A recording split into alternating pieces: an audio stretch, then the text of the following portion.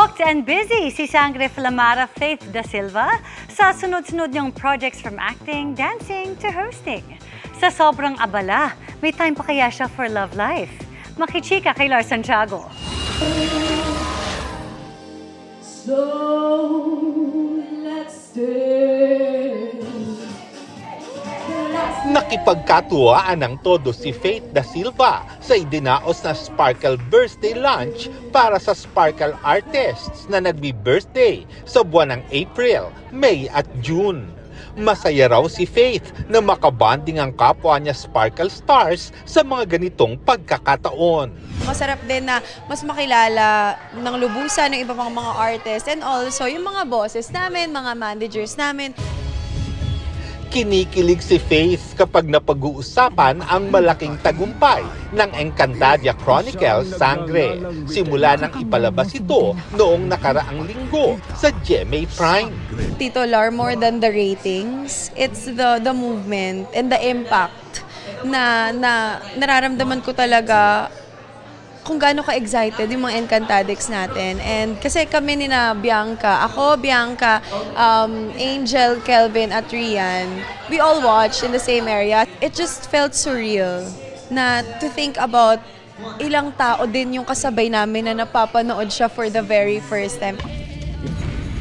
At ang mga grown-up Flamara, Dea at Adamus, mas madalas nang mapapanood. Sa unang paglabas namin, siguro ang madidistinguish nyo doon is yung kakaibang character namin sa element namin siguro.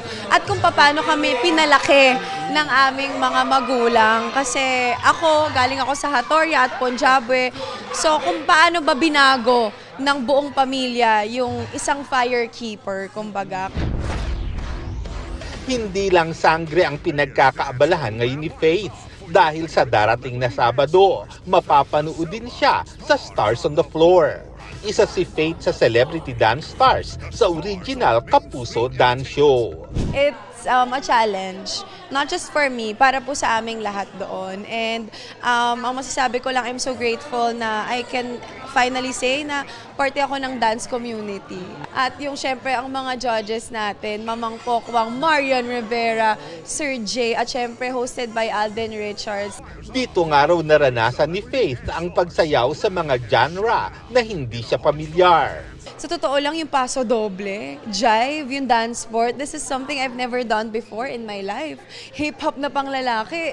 Kumbaga parang lahat talaga naikot talaga namin. May tuksuhan nga raw sila sa Stars on the Floor. Magkalaban ang mag-ada na sina Pirena at Flamara. Minsan, nagugulat ako sa mga galawan ni Ate Glyza na sabi ko, hindi ko in-expect na kaya mong gawin niyang lahat. Pero alam mo yun, dahil siguro it's a competition, like heated kaming lahat, bilang mga Hatorian kami at nag-iinit talaga kami palagi. Bukod sa dalawang shows, host din si Faith sa TikTok Clock. At sa dami ng trabaho, may time pa kaya siya for love life? Nagsabi talaga ako na guys, after ng Sangre, magbo-boyfriend na ako.